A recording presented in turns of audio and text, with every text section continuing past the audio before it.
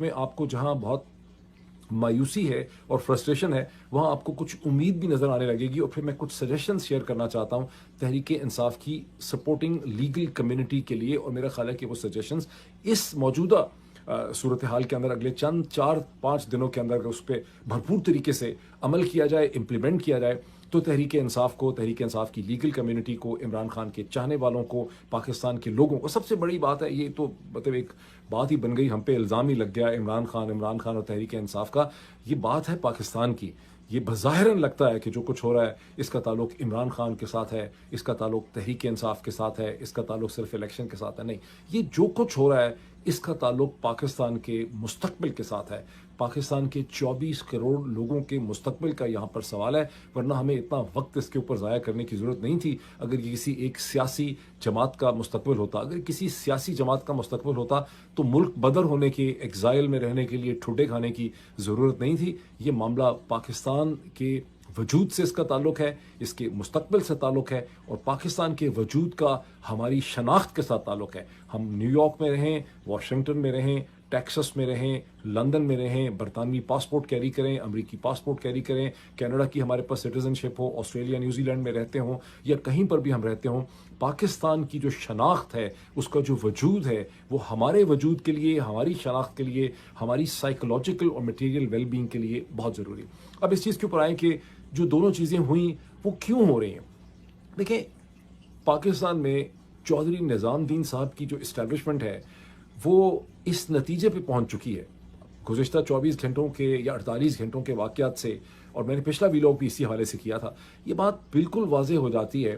کہ وہ بھی بیچارے اک پک کے چودھری نظام الدین اور اس کی ساری اسٹیبلشمنٹ اس نتیجے پہ پہنچی ہے کہ ہم نے سب کچھ کر لیا. اور میں بھی آپ کو بتاؤں گا کہ انہوں نے کیا کچھ کیا. ہم نے سب کچھ کر لیا, ہم نے ہر طرح کے تیر چلائے, ترکش اپنا خالی کر دیا, ہر قسم کی تلوار, ہر قسم کا چھرا چاقو ہم استعمال کر بیٹھے ہیں. لیکن مصیبت یہ ہے کہ اگر تحریک انصاف کو, عمران خان کی جماعت کو ایک سیاسی اکائی کی حیثیت سے, ایک پولیٹیکل پارٹی کی حیثیت سے الیکشن 2024 کے اندر, ڈسیپشن 2024 کے اندر پارٹیسپیٹ کرنے کا موقع ملتا ہے, تو ہماری تمام تدبیریں فیل ہو جائیں گی. جو کچھ ہم نے کیا گزشتہ 20 مہینے میں وہ سب اس کے اوپر پانی پھر جائے گا, ملیا میٹ ہو جائے گا, اور تحریک انصاف ایک حقیقت کی حیثیت سے, ایک نئی حکومت کی حیثیت سے, اور عمران خان کو پرائم منسٹر بنا کے جو ہے وہ ہمارے سامنے ایمرج کر جائے گی. یہ وہ کرائسس ہے, یہ وہ چیلنج ہے جس سے چودھری نظام الدین صاحب کی اسٹیبلشمنٹ دوچار ہے. اور اسی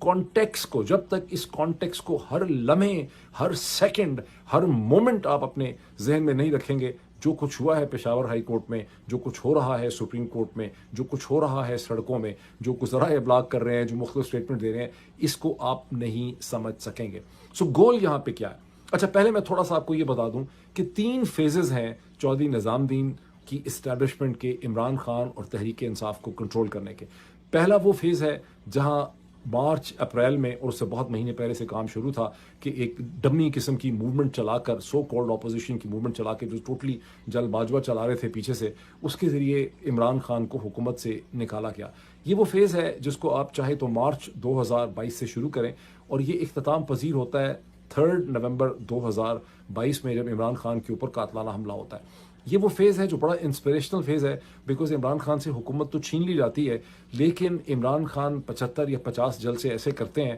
کہ پاکستان کے اندر ایک وہ نئی تحریک پیدا کر دیتے ہیں, ایک نیا شعور پیدا کر دیتے ہیں. پاکستان کے لوگوں کو وہ ایک احساس دلاتے ہیں کہ اگر آپ سیاسی طور پہ کانشیس نہیں ہیں تو اس کا مطلب ہے پھر تو آپ جانور ہیں, بیکاز اینیملز جو ہوتے ہیں ان کے اندر پولیٹیکل کانشیسنس نہیں ہوتی, اور انسانوں کے اندر پولیٹیکل کانشیسنس ہوتی ہے. انسانوں کا ہجوم ریوڑ نہیں ہوتا, جانوروں کا ہجوم ریوڑ ہوتا ہے. یہ وہ جو فیز ہے اسٹرگل کا, یہ ٹرمینیٹ ہوتا ہے جب عمران خان کے اوپر قاتلانہ حملہ ہوتا ہے اور وہ شدید زخمی ہوتے ہیں. دوسرا وہ فیز ہے جس میں جنرل عاصم منیر جو ہے وہ آرمی چیف بن جاتے ہیں, اور یہ فیز کنٹینیو کرتا ہے ٹل مئی 9. اس ٹائم پیریڈ کے اندر عمران خان جب پنجاب اور خیبر پختونخوا کی اسمبلیاں توڑتے ہیں اور سپریم کورٹ کہتی ہے کہ یہاں پر انتخابات ہونے چاہیے, وہ انتخابات نہیں کرائے جاتے, اور وہ ساری کی ساری ایک ایسی کانسٹیٹیوشن. اچھا, ذہن میں یہ رکھنا بہت ضروری ہے کہ عمران خان کے اوپر الزام لگانے والے تو بہت طرح طرح کے ان کے اوپر الزامات لگاتے ہیں, لیکن عمران خان نے جو بھی جدوجہد کی ہے, وہ تمام اسٹرگل جو ہے عمران خان کی, وہ ایک خالصتاً کانسٹیٹیوشنل فریم ورک کے اندر کی ہے. किसी पाकिस्तान की सियासी जमात और सियासी लीडर ने इतना ज़्यादा दरवाज़ा अदालतों का नहीं खटखटाया हर चीज़ पे। ये तो रिकॉर्ड कायम कर दिया। अगर कोई पाकिस्तान का रिकॉर्ड मेंटेन करता हो तो जीनियस बुक वर्ल्ड रिकॉर्ड के अंदर ये जाना चाहिए कि एक सियासी जमात और एक सियासी लीडर जो है उसने एक मुल्क की अदालतों का इतनी ज़्यादा दफ़ा पिटिशंस के ज़रिए जो है दरवाज़ा जो है वो खटखटाया। बहरहाल ये जो तीसरा फेज शुरू होता है, यानी पहले दोनों फेजेस के बाद जो 9 मई किया ही इसलिए रहता है कि पाकिस्तान की पॉलिटिक्स पे कंट्रोल हासिल करना है और अफवाज पाकिस्तान के अंदर जो डिसेंट है वहाँ पर से जो आवाज़ें उठ रही हैं, वहाँ से जो लोग कह रहे हैं कि ये सियासी मसला है, इसका हल किया जाए, ये ठीक नहीं है, चीज़ें सही डायरेक्शन में जा रही, उन सब को भी कंट्रोल करना था, शटअप कॉल देनी थी, सस्पेंड करना था, आगे पीछे करना था और सिस्टम पे एक मुकम्मल कंट्रोल हासिल करना था। अब 9 मई से लेके जो थर्ड फेज़ है जिसमें इस वक्त हम हैं, जो दिसंबर और अब जनवरी 2024 में आ जाता है, ये जो 7-8 महीने का फेज़ है, इसमें हर किस्म की चीज़ की गई। सैकड़ों हज़ारों लोगों को गिरफ्तार किया गया, हर किस्म का फजूल केस बनाया गया, कभी कहाँ फेंका गया, कभी कहाँ फेंका गया। औरतों के साथ जो कुछ किया गया वो कभी पाकिस्तान की तारीख में पहले हुआ नहीं है। सनम जावेद, खदीजा शाह, आलिया, डॉक्टर यास्मीन राशिद, आलिया हमजा, तैयबा राजा और मैं जिन लोगों के नाम मुझे भूल जाए मैं उसके लिए माफ़ी का आई अपोलोजाइज़ फॉर दैट। मुझे उनके नाम जो ना याद रहे किसी के, कहने का मतलब ये। और फिर जो सारे केसेस इमरान खान के ऊपर, इमरान खान का गिरफ्तार होना, तोशा खाने का केस, अलकादर ट्रस्ट का केस, अदालतों की कंटेम्प्ट का केस, मर्डर के केसेस, साइफर का केस, तमाम चीज़ों का बुनियादी नुक्ता क्या है कि इमरान खान और तहरीक इंसाफ को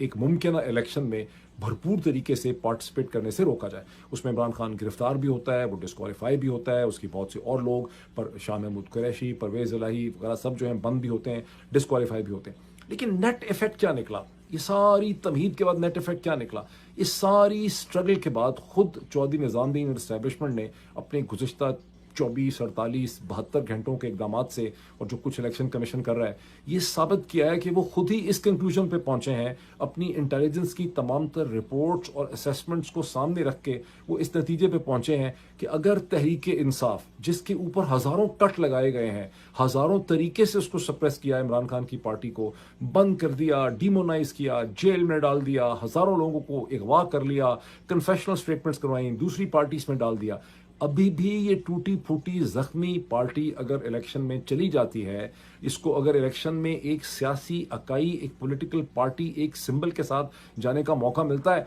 तो ये इलेक्शन जीत जाएगी। इसका तो यही मतलब है। यानी ये पॉइंट इसको बड़ा, यानी जैसे कहते हैं ना, जब 2-4 हाथ जब लबे बाम रह गए थे, यानी इसको सिर्फ एक साइड से बड़ी डिसअपॉइंटिंग और फ्रस्ट्रेटिंग सिचुएशन है।